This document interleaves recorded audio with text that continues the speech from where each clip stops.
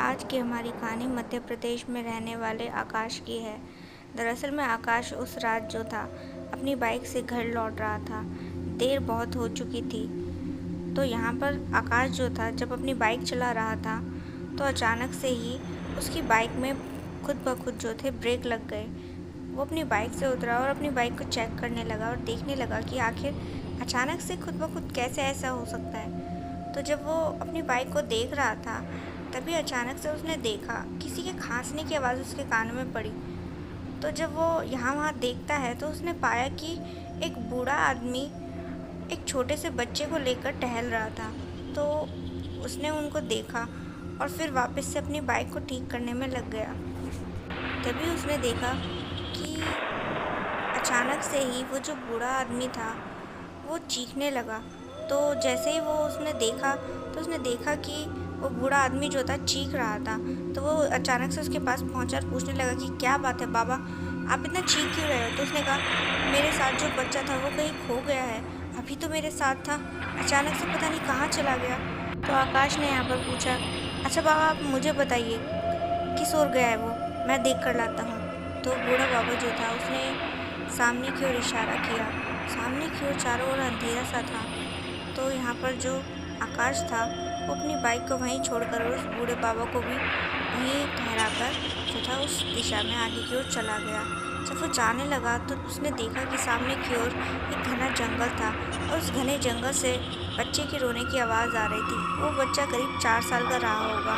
तो यहाँ पर आकाश जो था जब उस जंगल में गया तो उसने देखा कि वो बच्चा जो था एक पेड़ के ऊपर चढ़ा हुआ बैठा था और रो रहा था। तो इसके बाद जो था आकाश को बड़ी हैरानी हुई कि इतना छोटा बच्चा इतने ऊंचे पेड़ पर कैसे चढ़ गया। तो उसने बच्चे को हाथ दिखाकर अपनी ओर बुलाया तो बच्चा एकदम से ही अचानक से चुप हो गया।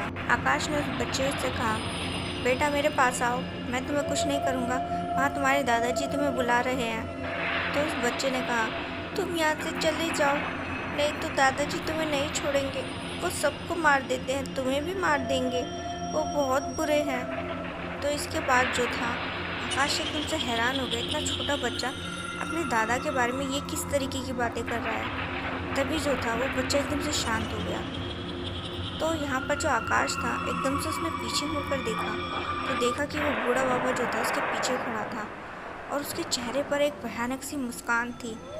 और वो आकाश को देखकर बोलता है, इसने तुम्हें जो कुछ बताया वो सब सच है, मैं किसी को यहाँ जिंदा नहीं छोड़ता, सबको मार देता हूँ।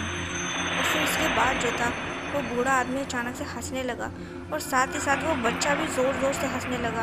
उन दोनों की भयानक हंसी देखकर यहाँ पर आकाश का दिल दहल गया। उसे समझ नहीं आ रहा था कि आखिर ये चक्कर क्या है इन दोनों का। तभी अचानक से वो दोनों कहीं गायब हो गए।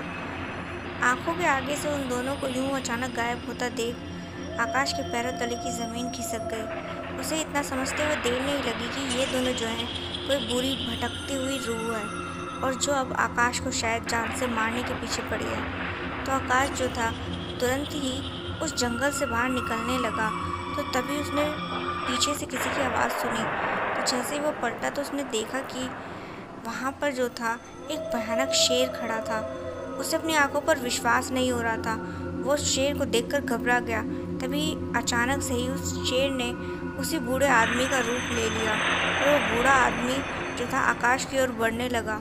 आकाश ने उस आदमी से कहा, देखो मुझे जाने दो, आखिर मेरे पीछे क्यों पड़े हो तुम।